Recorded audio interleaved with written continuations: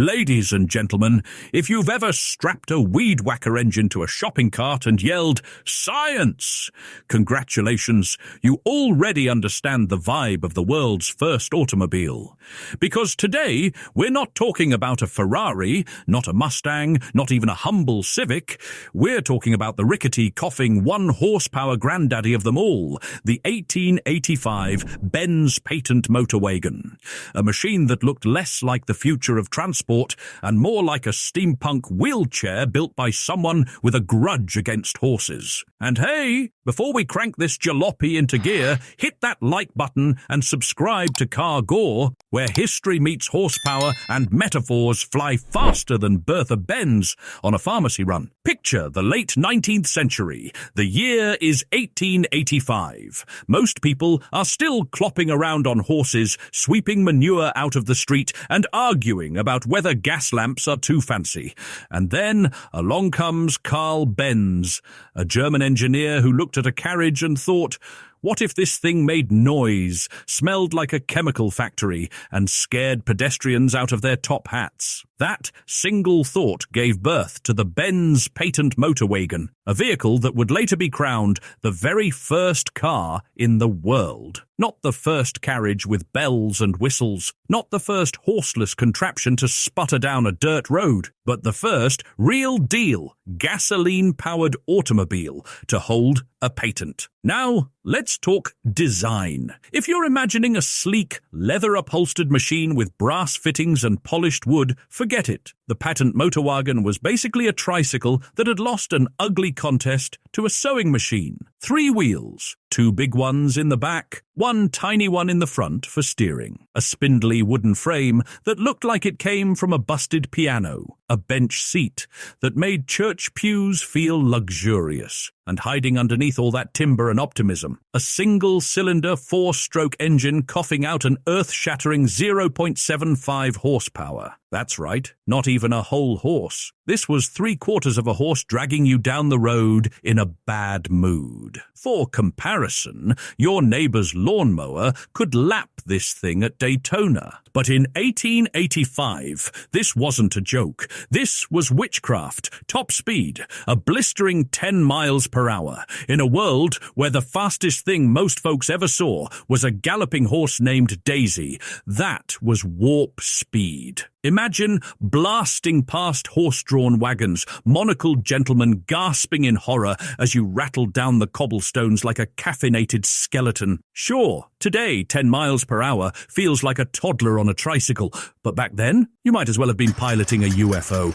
And let's not forget fuel. This beast didn't run on gas from a pump because there were no gas stations yet. Instead, it ran on ligroin, a fancy word for cleaning fluid you could only buy at a pharmacy, which means Karl Benz basically invented a car that could double as a household chemical hazard. Need to drive to Grandma's? Stop by the apothecary, pick up some ligroin, maybe grab a headache powder, and you're good to go. In fact, thanks to the Motorwagen, pharmacies in Germany accidentally became the world's first gas stations. Now, here's where the story gets good, because while Karl Benz built the thing, it was his wife Bertha who proved it actually worked. Bertha Benz is the unsung queen of the automobile, the patron saint of road trips, the original daredevil in a bonnet. One fine morning in 1888, without telling Karl, Bertha loaded up the Motorwagen and set off on a 66-mile trip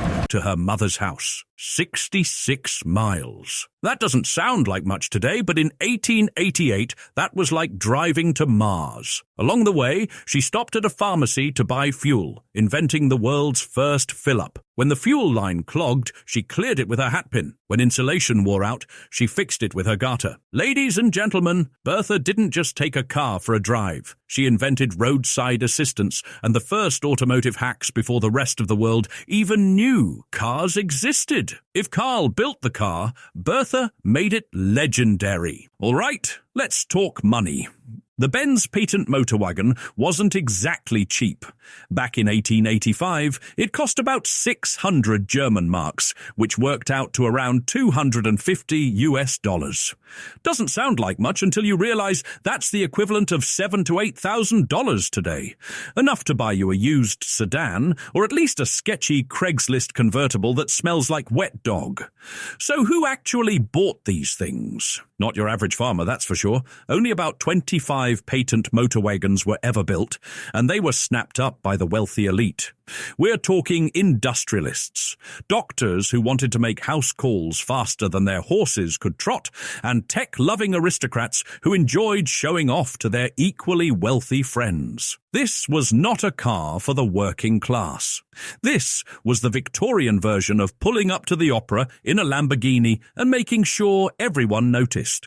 Driving it, though, was not glamorous. Imagine sitting on a wooden bench with no suspension, rattling along cobblestone streets while the engine wheezed like a smoker trying to climb stairs. Steering was handled by a tiller, which was basically a glorified stick. One wrong twitch, and you were in a ditch. Braking was more of a suggestion than a system. You had a hand lever that squeezed a block of wood against the wheels, praying friction and divine mercy would slow you down. Forget airbags. If you crashed this thing, you were getting splinters and maybe a stern lecture from your undertaker. And yet, despite all that, the Motorwagen was magic. For the first time in history, humans weren't limited to horses, wind, or steam. You had independence. You could go farther, faster, without needing hay, saddles, or manure shovels. It was the spark that lit the fire of modern transportation. Without this creaky tricycle, there would be no Model T, no Cadillacs, no Teslas, no guys revving their muffler-deleted hatchbacks at 2 a.m. in your neighborhood. Every traffic jam, every road trip, every speeding ticket owes its existence to the Benz Patent-Motorwagen. Over the years, this odd contraption gained legendary status. Museums fought to display the surviving examples. Collectors drooled over replicas. Historians wrote love letters to its clumsy charm. Even Mercedes-Benz itself honors Bertha Benz with a commemorative route across Germany following her groundbreaking road trip. Today, when people talk about the Motorwagen, they don't see a wobbly three-wheeler with less horsepower than a hamster.